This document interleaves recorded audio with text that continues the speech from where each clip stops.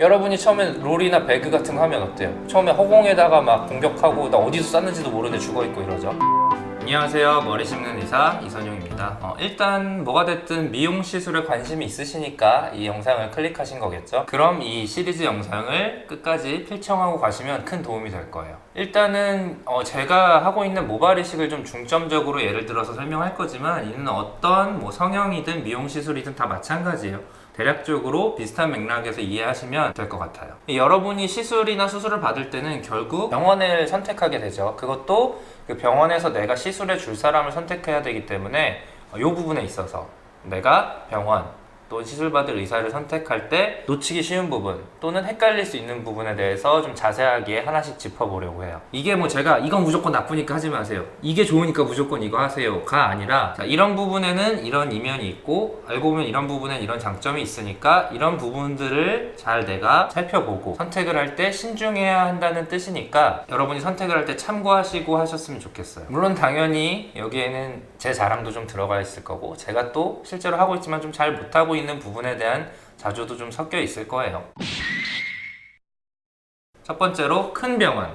따단 우리나라에선 특히 이런 게 좀 많은 것 같아요. 좀 단순한 경증 질환에도 막 한 달씩 기다려서 흔히 빅5라고 불리는 큰 대형 병원, 대학병원을 찾는 경우가 좀 많죠. 일단 아무래도 큰 병원이라고 하면은 믿음이 가죠. 안심이 되죠. 우리가 이제 전자제품 살 때도 기능 이런 걸 일단 안 보더라도 뭔가 대기업, 우리가 흔히 아는 브랜드의 제품이라고 하면 뭔가 더 선택을 할 때 안전한 느낌이 있죠. 큰 병원만의 장점이 분명히 있어요. 일단은 심리적으로 위안이 굉장히 많이 돼요. 이게 특히 미용적인 부분 또는 이 시각적인 부분이 연관이 되어 있기 때문에 똑같이 시술이 돼 있어도 내가 어떤 생각을 하고 보느냐에 따라서 굉장히 달라져요. 우리가 예를 들어서 난 혈압이 140이다 근데 이걸 130까지 낮춰야 한다, 이런 숫자로 나오는 거는 우리가 똑같이 보이겠죠. 하지만 내가 코를 세웠다 내지는 눈을 크게 했다, 근데 이게 단순히 세운 것만 중요한 게 아니라, 단순히 크게 한 것만 중요한 게 아니라 얼마만큼 예뻐지기 위해서 하냐가 중요한 거잖아요. 근데 이런 경우들이 있어요. 약간 애매한 경우들이 있죠. 이게 잘 된 건가 아닌가 좀 긴가민가 하는 경우에 이럴 수 있죠. 난 큰 병원에서 했는데 이게 잘 된 거겠지, 잘 된 걸 거야, 이렇게 생각할 수가 있고, 반대의 경우에는 이거 조금 아쉬운데 잘 된 건가? 그냥 큰 병원 갈걸, 이런 분들이 있어요. 이거 계속 신경 쓰이면은 결국엔 재수술하는 분들도 꽤 많아요. 실제적으로 그 시술이 잘 됐던 잘 안 됐던 간 영향이 있다는 거죠. 왜냐면 우리가 내가 예뻐짐 또는 미용적인 개선을 보고 좋아지기 위해서 하는 거니까요. 자, 그리고 반대로 단점도 있어요. 이게 어느 산업 분야도 마찬가지지만 이 규모의 경제가 되어버리면 효율적인 조직 관리를 위해서 좀 공장적인 시스템처럼 되는 경우가 있어요. 실제로 견적을 받으러 병원 좀 몇 군데 투어를 해보신 분들은 여기서 공감하실 거예요. 이렇게 쫙 환자들이 줄 서 있고 공장의 컨베이어 벨트처럼 이 시스템을 따라 움직이는 거죠. 자, 콜센터부터 시작해서 코디네이터 상담하고 상담실장님 상담하고 이런 식으로 이제 따다다다다닥 이렇게 기계적으로 진행되는 경우들이 있죠. 그리고 실제 시술할 의사는 뭔가 한 2, 3분 잠깐 와가지고 이렇게 하면 돼요 하고 쓱 나가고, 이런 거 느끼신 분들 실제로 있을 거예요. 심지어는 실장님만 보고 수술 결정하고 수술날까지 내가 시술할 의사는 아예 못 보는 경우도 많아요. 그리고 이런 경우도 있죠.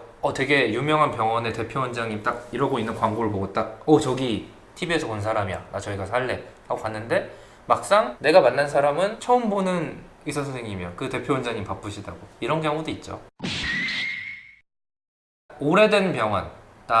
큰 병원이랑 비슷한데 조금은 달라요. 요즘에는 이 의료 광고에 관련된 법들이 굉장히 좀 엄해졌어요. 치과 쪽 또는 한의학 쪽은 잘 모르겠지만 이 대한의사협회에서 주관하는 의료 광고 심의는 굉장히 이 주관적인 표현을 못 쓰게 돼 있어요. 객관적인 팩트만 광고에 사용해서 이 소비자들이 혼란될 수 있는 부분을 원천 차단하자, 좀 이런 주의거든요. 그래서 객관적으로 증명 가능한 문구가 아니면 광고를 못하게 돼 있어요. 실제로 예쁜 얼굴을 만들어 드립니다 내지는 우리나라에서 제일 수술을 잘하는 원장님, 부작용 없는 병원, 이런 것들도 다 못 쓰게 돼 있어요. 그래서 이런 식으로 광고하는 병원들이 좀 많아진 것 같아요. 15년 경력의 대표 원장. 일단 경력이 오래됐다는 거는 그만큼 숙련될 확률이 높은 거죠. 당연히 1년 한 사람보다는 10년 이상 한 사람이 실력이 높을 확률이 높겠죠. 여러분이 처음에 롤이나 배그 같은 거 하면 어때요? 처음에 허공에다가 막 공격하고 나 어디서 쐈는지도 모르는데 죽어있고 이러죠.